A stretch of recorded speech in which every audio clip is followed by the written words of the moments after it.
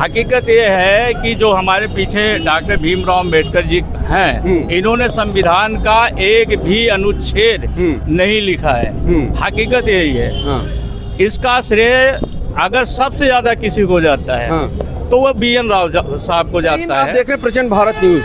आज हमारे साथ वकील साहब लोग, हाई कोर्ट के वकील साहब लोग हैं। हम बात करेंगे कि आखिर वास्तव में सच में जो हमारे संविधान निर्माता हैं, इसीलिए हम बाबा साहब BR अम्बेडकर की प्रतिमा के पास खड़े हुए हैं। सर, सबसे पहले आपका नाम सर? अखिलेश त्रिपाठी एडवोकेट जी। सर जैसे एडवोकेट अनिल मिश्रा साहब कई बार वो कहते हैं, इसमें विवाद करते हैं कि नहीं, जो सच्चे जो संविधान निर्माता थे वो अम्बेडकर साहब थे या जो BN राव साहब थे। सर देखिए, अम्बेडकर जी ने संविधान नहीं लिखा है। अनिल मिश्रा एडवोकेट जो बोलते हैं वो 100% सही बोल रहे हैं, उसमें कोई संदेह है ही नहीं।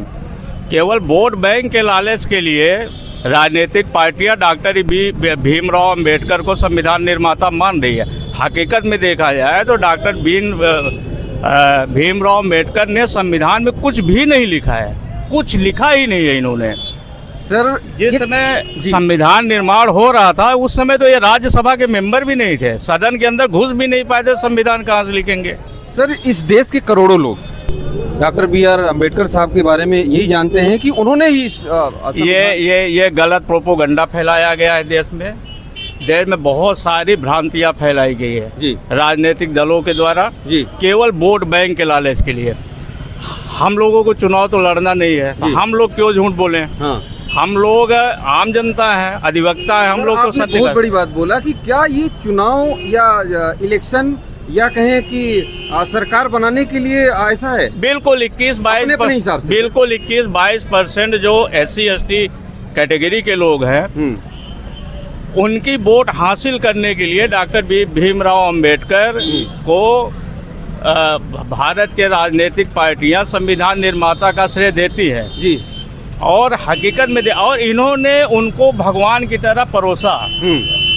शुरुआती तो हम जब से राजनीति में देख रहे हैं, मैं देख रहा हूँ डॉक्टर भीमराव अम्बेडकर जी को कि जिस तरह से इन्होंने प्रशंसा किया राजनीतिक दलों के द्वारा, ताकि एक वर्ग विशेष, खास तौर से दलित समुदाय, उनको भगवान की तरह मानना शुरू कर दिया। और वो मानने भी लगी है, ज़्यादातर मानने भी लगे हैं।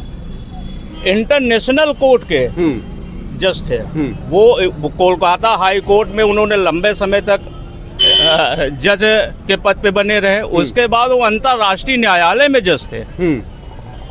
उन्होंने लगभग 26 देशों का भ्रमण करके वहाँ के संविधान का अध्ययन किया और बहुत सारे आर्टिकल्स को उन्होंने सेलेक्ट किया, तब जाके उन्होंने प्रथम मसौदा में ही सब कुछ लिख दिया था। फिलहाल संविधान किसने लिखा किसने नहीं लिखा, लोग अपने अपने हिसाब से उस पर चर्चा करते हैं और मानते हैं, लेकिन बात इस बात की है कि संविधान में दो विधान और संविधान पूरी तरह से अभी भी जन जन तक जो लागू होना चाहिए वो नहीं लागू हो पाया है। सर, सही बात है कि नहीं? हाँ, बात तो सही है।